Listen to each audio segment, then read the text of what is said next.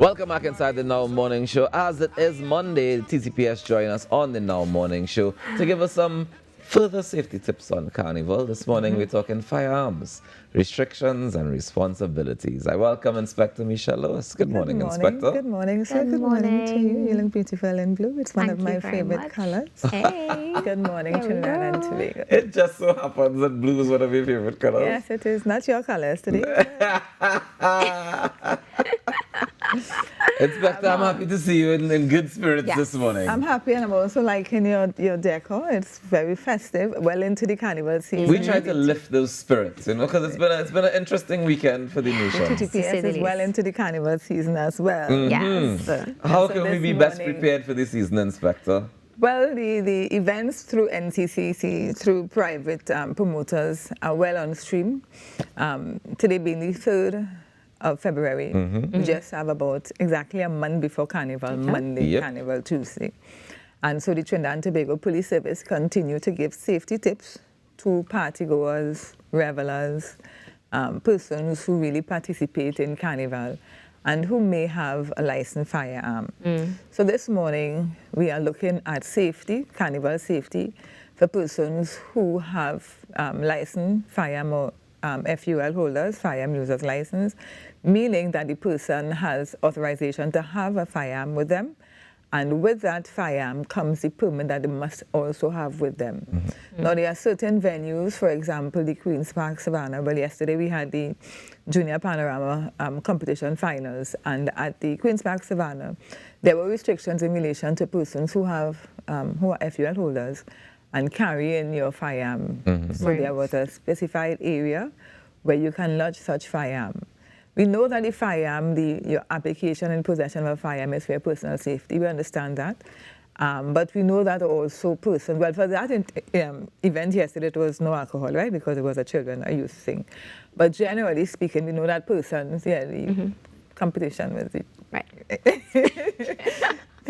But generally, like the other panorama semi-finals and other adult events, there will be alcohol consumption. Right. And so we know that with the alcohol consumption during Carnival season, a person can have a tad more, and with the use you have in the possession of a firearm can cause harm or injury to yourself and others.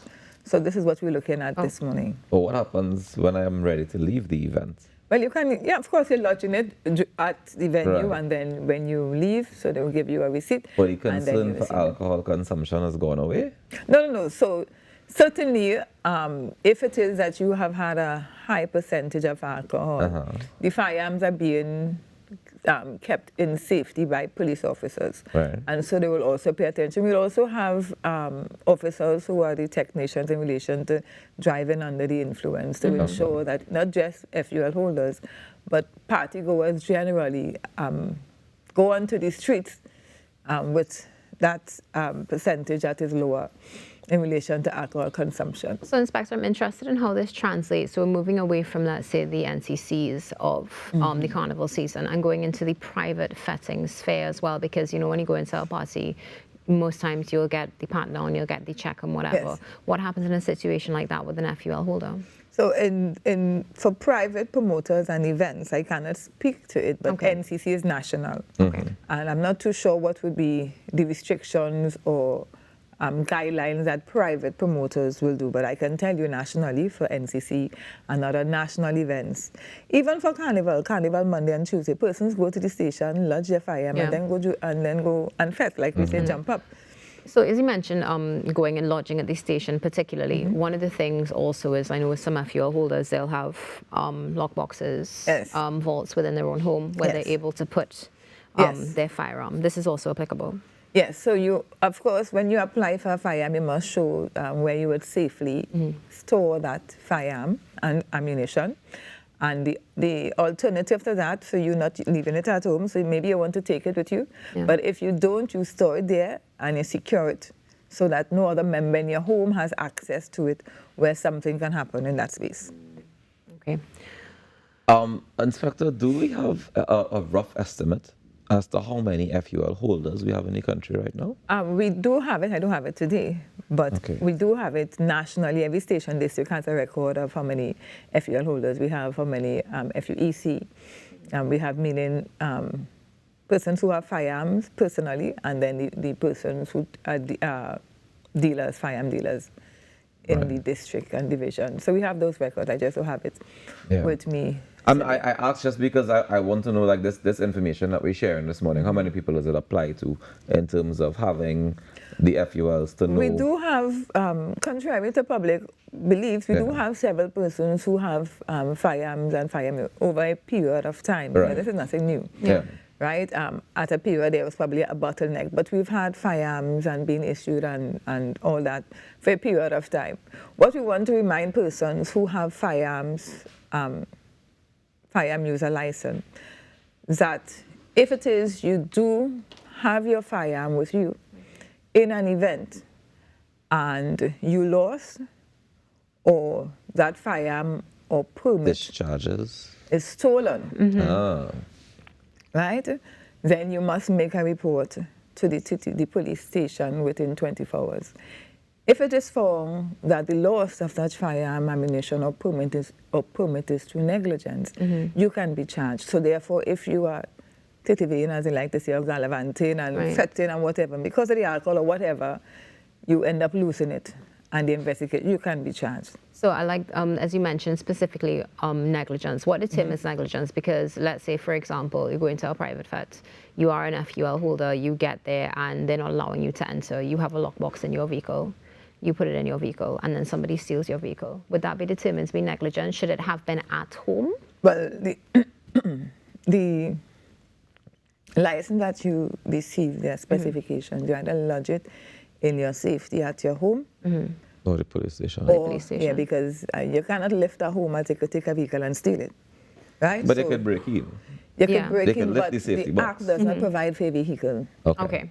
One of the things specifically as we speak to restrictions and responsibilities, let's say there's a medical emergency and somebody has their firearm on them during the carnival season and they end up being taken to hospital. What is the procedure when it comes to the firearm being lodged, especially if they're not able to, as a family member, able to handle it? Yes, well, in such circumstances, it is a rare, and the person knows that the person that you're with has a firearm, unless they faint for whatever reason. It is no problem if you take the firearm and you hand it over to the police officer, right, that you're with. If it is that the person is taken because you're not the FUL holder, Right. Yeah. but the circumstance is an unusual one where the person has fallen ill. Right, and in such case, then you hand it over to the nearest police officer in uniform. So the firearm is usually accompanied by like a booklet or a card, a permit, right? So eventually, because most times when someone goes to hospital, they will take out everything in their pocket, their wallet, their keys, their phone, and that kind of thing, to ensure that, it is handed over to the appropriate person. So firearms usually have a safety device on it. Pistols, and most firearms are in safe mode. But somebody who does not know how to utilize a firearm, Ought not to be having one. ought not to be. But Let's start there. But you raise a serious situation, because if somebody is sick and there's no police officer, right? I know in the case of an accident, when a police officer comes to the scene, they will safely take it away. Right. But in something like this where the person falls, now usually in FETs, there are police officers there, because these events usually have a strength of police. They have to Correct. have it, And then they will also have the ambulance staff there as well.